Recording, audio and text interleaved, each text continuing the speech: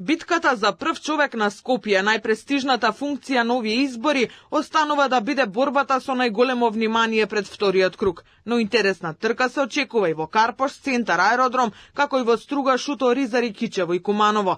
Во недела втор круг ќе се одржи дури во 33 општини, во кои повеќето владачката коалиција влегува со водство, со исклучок на 2-3 општини, како на пример Центар. Таму силите ќе ги одмерат актуелниот градоначалник Горан Герасимовски со Мирослав Лабудовиќ од движењето Знам, поддржано од ВМРО ДПМН. Во првиот круг Герасимовски водеше со помалку од 3000 гласови, но сепак не се знае кој од двајцата ќе ги добие гласовите и од двете дами кои не обезбедија место во вториот круг. Интересно ќе биде во Карпош, каде граѓаните ќе одлучуваат дали по 4 мандати на актуелниот градоначалник Стефчи Јакимовски сега општината ќе му ја предадат на кандидатот на ВМРО ДПМН Сотир Лукровски.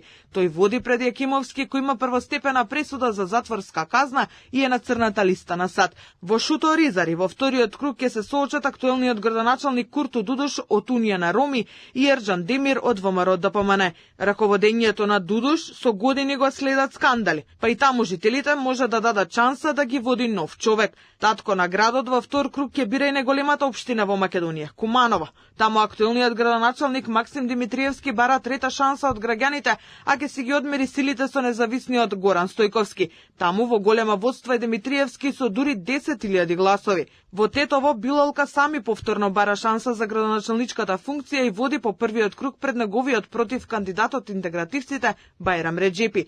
Во Кичево борба има помеѓу актуелниот Фатмир Дехари од ДУИ, кој на товар го има нереализираното во претходните мандати, и кандидатот на ВМРО ДПМН Александар Јовановски, кој може да биде првиот градоначалник од немнозинската заедница во општината.